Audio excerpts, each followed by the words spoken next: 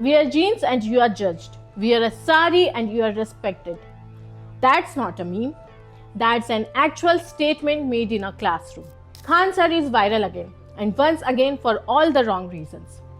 Yes, this controversy started after remarks by a very celebrated Indian teacher said women wearing jeans were compared to objects and sari was linked to purity.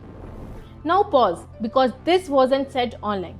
It was said while teaching students by a teacher who got the Champions of Change Bihar Award 2024 to 2025 on 17 February 2026. We are speaking to you just around 51 days later.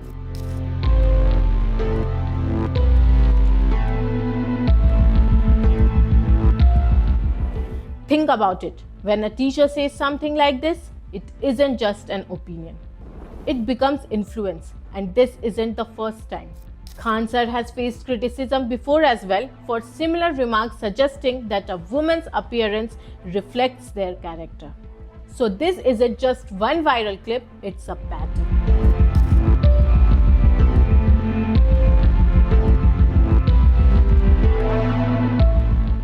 This is not about jeans versus sari. Here's where it gets more uncomfortable.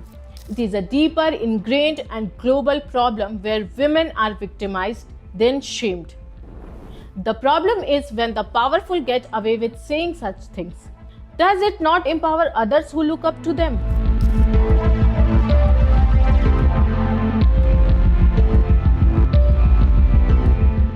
Take Donald Trump, who said, "When you are a star, you can do anything, grab them." A statement that shocked the world but did nothing to stop his rise to power.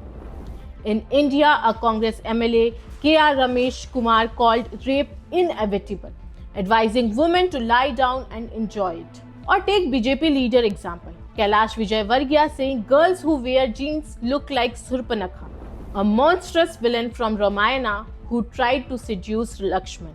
Or when West Bengal's Chief Minister Mamata Banerjee said girls should not go out at night after the horrific R.G. Kar rape case.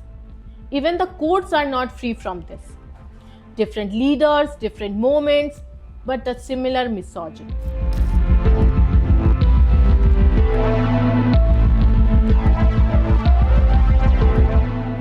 Because this is not just about one teacher or one statement.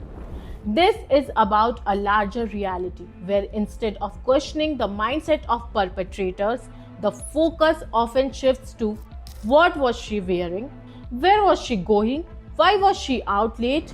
The burden of safety slowly simply turns into restriction.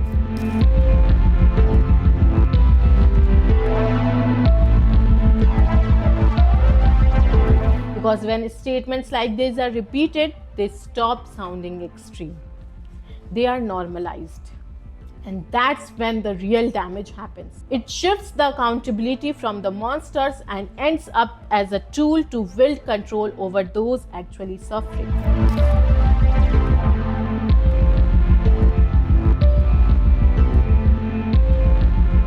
It affects how women are judged, how victims are questioned, and how society decides who deserves respect. Because suddenly dignity becomes conditional, not on actions but on clothes, on timing and acceptable behavior. So let's ask the real question. Not what women should wear, not where women should go, but why is respect still something women have to earn instead of something everyone deserves? Because the problem was never the clothes, it was always the mindset. And until that mindset changes, this conversation in India will keep repeating itself.